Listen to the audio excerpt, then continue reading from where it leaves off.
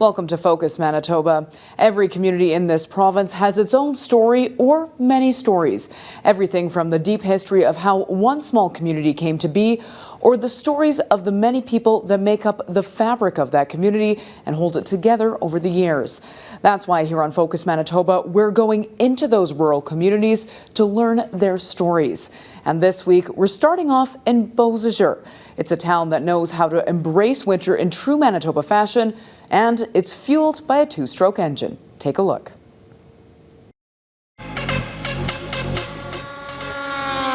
You can't get it out of your system. I like to go fast. With motocross, you might have a bunch of small accidents. With this, you might have one big one. It's 2 parts skill and 1 part insanity. They're fast. They're loud. They're dangerous. Oh, heads up. And they're the heart of Beausejour. The Canadian Power Toboggan Championships have been a winter celebration for the community for over half a century. It started in the 1960s when the community decided to put together a winter farewell event. Back then they used to be called Power Toboggans, and the first championship was in 1963. Snowmobiling is part of Beausejour's history. The Polaris factory used to be in town, and the first power toboggan was created in the area. Mike Bosak built the first power toboggan. It was a single-person track-driven machine in Ladywood, Manitoba, about 5 miles north of Beausejour. And the name Power Toboggan kind of stuck in the area, and so we've never dropped the name. Like most machinery, the power toboggans have evolved over time. They were specially built to only turn left, and the horsepower is cranked up a few notches. They'll do 0 to 60 in about 2 seconds, and they'll take corners at over 100 kilometers an hour.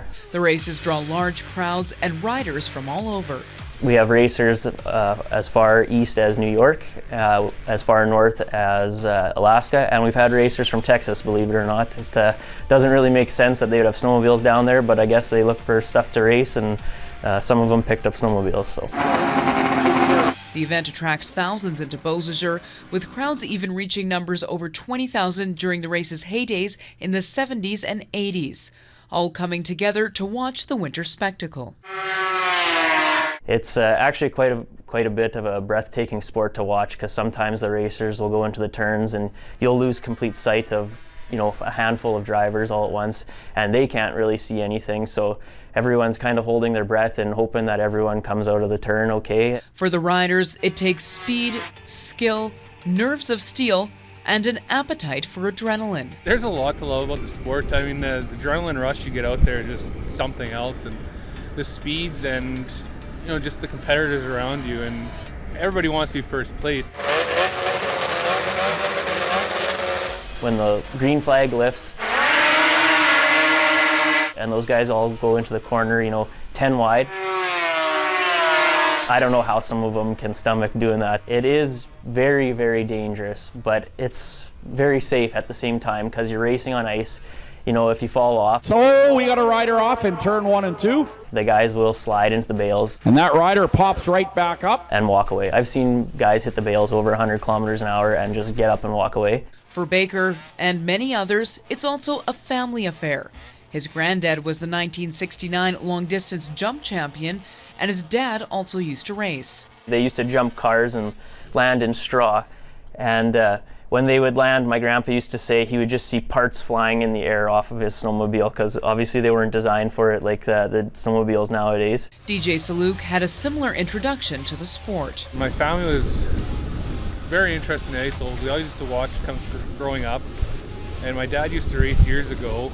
I came into it being that he would start racing again, so me and him started racing together originally. But for some, the sport was a way to tone down their daredevil side. We used to come often, and it's just like, I need to do this. It looked like a lot of fun. I raced motocross before this and had a bad spill and kind of hung up the boots with motocross, and then we were here in December and started racing the following March, like the finals.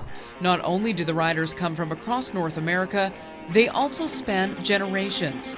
Norm Chura has been in the business for decades. It is dangerous, and you get an adrenaline rush for one thing when you're when you're on. Doesn't matter what speed you're at. He first got an interest while working at the Polaris factory in the 1960s. Friends of mine that I used to go along racing with, they pretty well all quit of mine that I know, and I'm just kind of like one of the last ones left to do this, but you can't get it out of your system. A passion he can't shake no matter what. The wife told me a few times I should quit, and I did, and then I came back and I said, look what I won. I snuck a sled out and came back with a winning trophy. So she says she gave up, so do what you gotta do. I have 8 sleds that I bring to the track. Mostly it's between 6 and 8, so I do have drivers that drive some of them as well. But I'm sort of like greedy. I like to drive like 4 of them. And it's a passion that knows no age boundaries. Alyssa Gusta is 11 years old. She's been riding since she was just 4. Gusta rides like she was born on a snowmobile. My dad used to take me on sled rides, and my sister first started off as like racing, so then I kind of fell into it as from my sister. And she's fearless. I crashed yesterday. I was going around the corner over here, and I went I turned too much, and the sled went rolling and went flying off. And on the small track I really go off to on all my sleds. If I never crashed on that sled, then yeah, but if I crashed on it like multiple times, I'm like, this is normal for me. I really don't care. But that may not be the case for Mom and Dad. My mom says, oh yeah, I can't wait for you to go slow. She likes to tease me. She's scared of me going out there because she's my mom. My dad is scared too, but he thinks I do really good at it, and I think that too. But no matter the age, they all have one thing in common: the love of the sport Checkered flag. and the need for speed.